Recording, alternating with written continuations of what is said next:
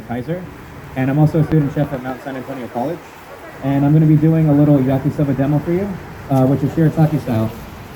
Shirataki noodles are noodles that are made primarily out of plant root or starch and water. They're about 5 to 25 calories an entire package, depending on the brand you get, and sometimes they're mixed with tofu as well. The whole point of the noodles is to be a low carb and low calorie option for those who may be diabetic or for those who may be trying to just lead a better and healthy lifestyle. And maybe even those who also have a gluten intolerance, like celiac disease. So we're going to get everything unwrapped here. I'll go around and show you everything that's going to go into this, but essentially what we're going for here is a stir fry.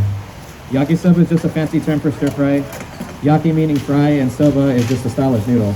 So if you use a different style of noodles like udon noodles, which are thicker than soba noodles, then it would be called yaki udon. And the trick to a stir fry is you want high heat, quick action, and constant motion. You don't want the vegetables to sit around too long, and you don't want low heat because you don't want the vegetables to be soggy. You want them to be hot, and you still want them to be crisp.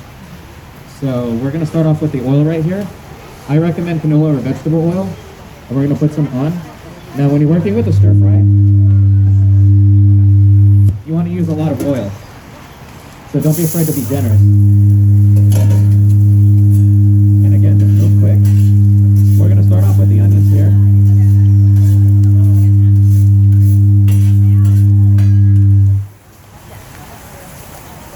I apologize for that. We're going to start off with the onions here. And the whole trick is we're going to get them nice and tender. And again, I'm looking to keep them moving just to make sure that they don't stick to the pan.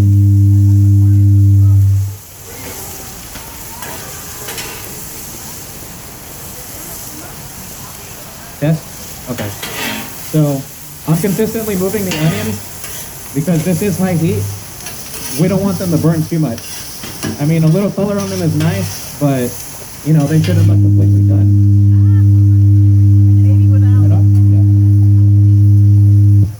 Can you guys hear me okay?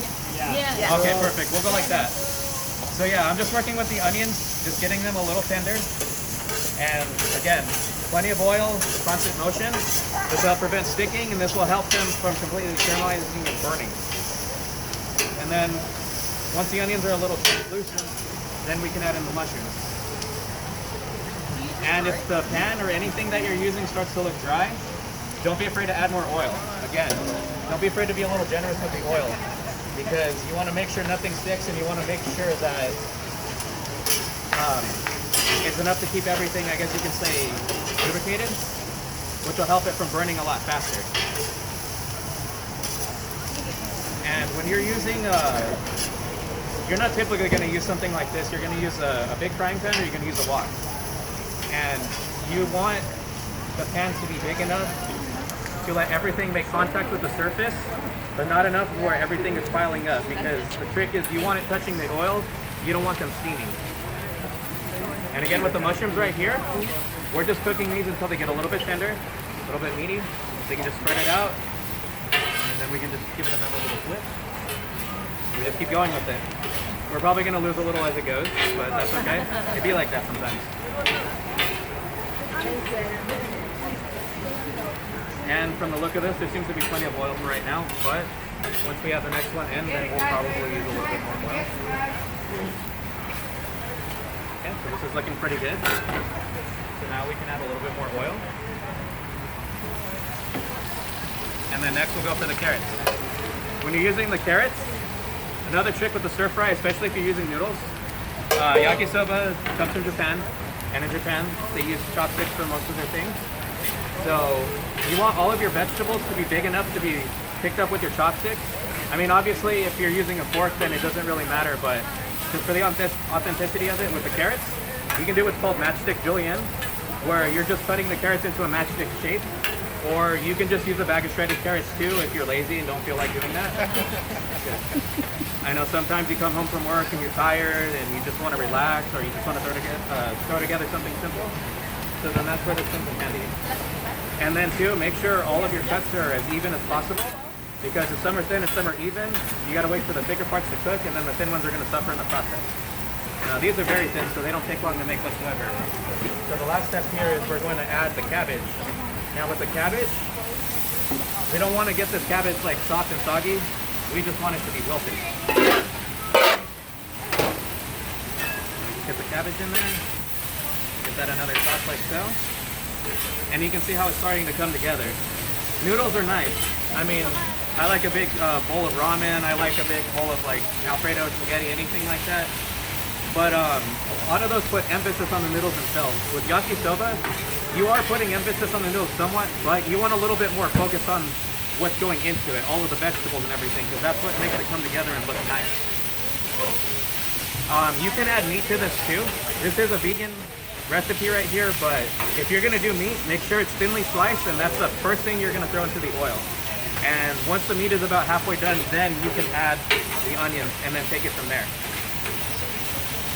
Okay, so cabbage is looking good, it's starting to look wilted. It's also falling away from me. But again, that's okay. Just gonna keep that going. And then at this point right here now, there shouldn't really be any more oil added. Because once we add the noodles, we're going to add in the soy sauce and the mirin. Now the purpose of the soy sauce isn't to give it a salty flavor. That's what we have the actual salt right here for. You just want to very sparingly to season everything. And then just give it a toss. Sometimes to get spread out. You can add garlic if you like. You can use black pepper. You can do it any way that you wish. But typically, traditionally, it's salt. And then we're going to get the noodles. We're going to throw them over the top. Now these are going to be somewhat steam cooked, so this is our umami flavor right here. If you're not a big fan of soy sauce, or if you have a gluten allergy, then what you can do is you can use toothpaste, you can use chicken broth, vegetable broth. If you use the base, make sure it's runny. If it's very thick and pasty, add a little bit of water to it. And remember, it's concentrated, so a little bit goes a long way. This is mirin right here. This is going to give a little bit of acid to it. It's going to help you glaze the bottom of the pan, and it's also going to give it some sweetness. And we're going to cook this until it evaporates. We want to be left with nothing but the sugars from the alcohol. You don't have to use mirin. If you don't want too much of a sweet flavor, then you can also use sake. Sake is just like using white wine to cook with. It's not going to be necessarily sweet. It's going to give that acid flavor, and it's also going to give that, just like that standard sake flavor as well. And as you can see, all of this evaporating. And these shirataki noodles, they take the flavor of whatever they take on, so we should have a nice subtle soy sauce flavor right here. Kaiser does try to promote a healthy lifestyle. We try not to season our food with too much salt in the cafeteria. So I'm going to serve this as is. But essentially, this is a yakisoba right here. And once that is about done, then you're going to take your green onion and you're going to cut it, you're going to slice it, but you're going to separate it. You want to throw in the white and light green portion with it, and then you want to toss it around. This is going to give it a nice aromatic flavor and a little bit of subtle sweetness too. And then from there, we're going to take this and we're going to transfer it into Johnny, can you do it with close for me? With the noodles, can you just fold them up for me when you get a chance? Sure. 1, 2, 3. Thank you. You're welcome. Looks good. And so now with this, we're going to transfer it in. And I'm going to try to do this without screwing it up. Balls on the edge. And then once it's in the bowl, we can toss it better with the tongs.